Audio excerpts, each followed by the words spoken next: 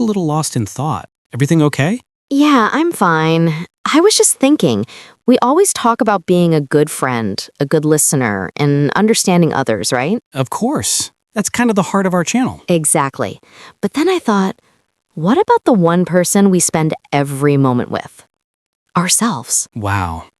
That's a really good point. Maybe the most important friendship we'll ever have is ourselves.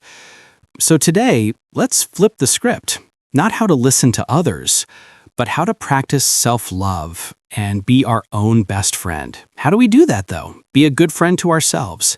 Honestly, right now, I don't feel like my own friend. I feel like my own worst critic. What do you mean? What's going on? Well, for example, I was practicing for my English presentation, and I kept stumbling over the same word, statistics. I must have said it wrong a dozen times. And my inner voice just started yelling at me. Why is this so difficult for you? Everyone else gets it. You should have practiced more. You're never going to be good enough. Oof, I know that voice. I sent an email last week with a typo in the client's name. I felt so embarrassed, and I called myself an idiot for an hour straight. Right? But here's the thing. If I told you I'd made that typo, you would have instantly said, don't worry about it. It's a tiny mistake. It happens to everyone. Of course I would. So why is it so easy to be kind and forgiving to our friends, but we're so incredibly harsh and cruel to ourselves? It's exhausting. That is the real question, isn't it? And I think it's because we've never really been taught how to be on our own side.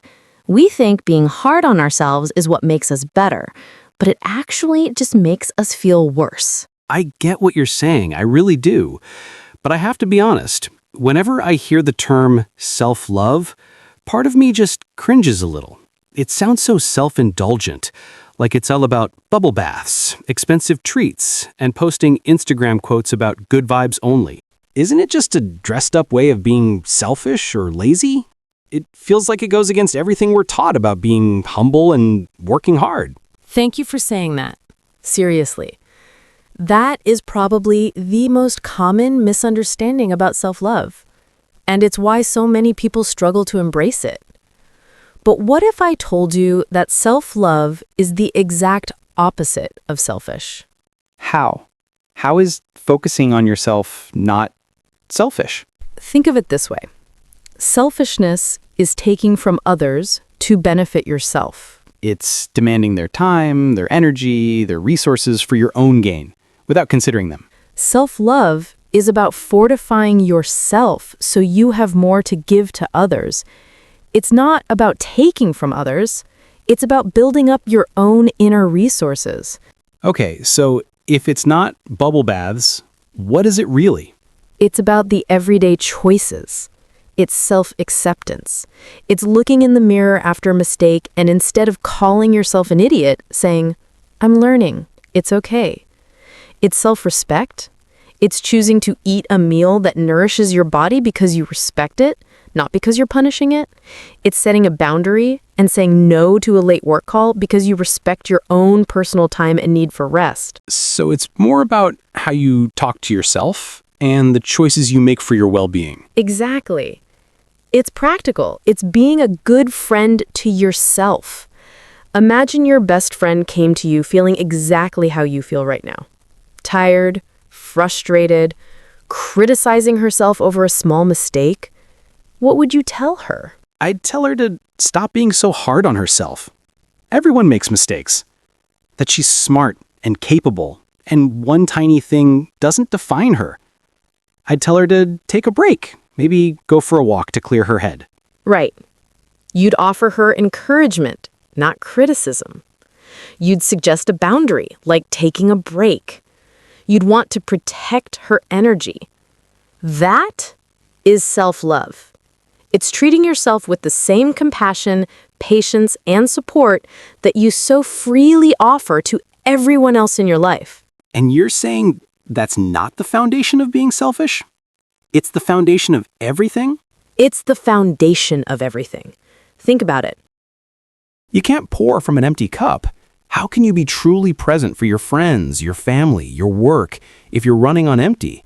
If your inner world is filled with criticism and exhaustion, filling your own cup first through self-love isn't selfish. It's necessary. It's what allows you to show up as a better partner, a better friend, a better teacher, a better student. It's the solid ground you stand on so you can build a strong life and strong relationships. Wow. Okay, when you put it that way, it doesn't sound selfish at all. It sounds responsible. It sounds like stability. It is. It's the most responsible thing you can do for yourself and for the people who count on you. It's not about being perfect. It's about being kind to yourself through the process of learning and growing. Okay, I understand the theory. It sounds responsible, not selfish. But what difference does it actually make in real life, in the day-to-day?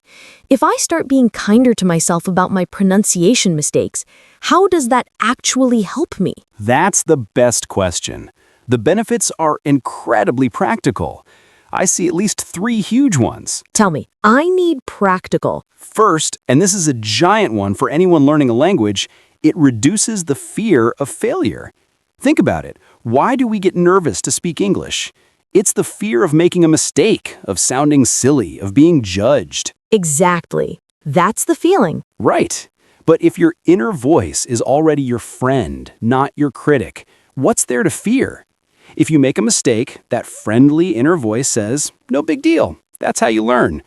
When you're not terrified of failing, you take risks. You speak up more in class, you join conversations, you try that new word, even if you're not sure, and that's how fluency actually happens. It's huge. Okay, that makes sense. Less fear, more practice. What's the second benefit? Second, it builds resilience. That's your ability to bounce back from setbacks. Let's say you do mess up, you have a presentation, and you do say statistics wrong. The old way, you'd beat yourself up for days, right? I'd remember it on my deathbed, probably. Exactly. But with self-compassion, you acknowledge it, maybe even laugh about it, learn the right way, and you move on. You don't waste days of energy on self-criticism. You recover faster and get back out there. It's like having an emotional immune system. I could use one of those.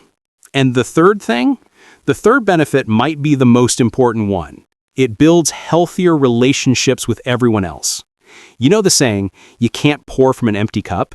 So it's a cycle. Being kinder to myself means I'm less afraid to learn, I get over setbacks faster, and I actually have more to give to the people I care about.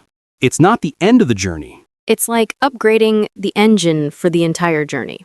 Yes, that's the perfect way to put it. You're upgrading your internal engine. Okay, I'm sold. I really am. It sounds less like a luxury and more like essential maintenance. But that's the problem. It still feels big and abstract. How do I actually do it? How do I start? My brain is wired for criticism. Just being nicer to yourself sounds easy, but it feels impossible.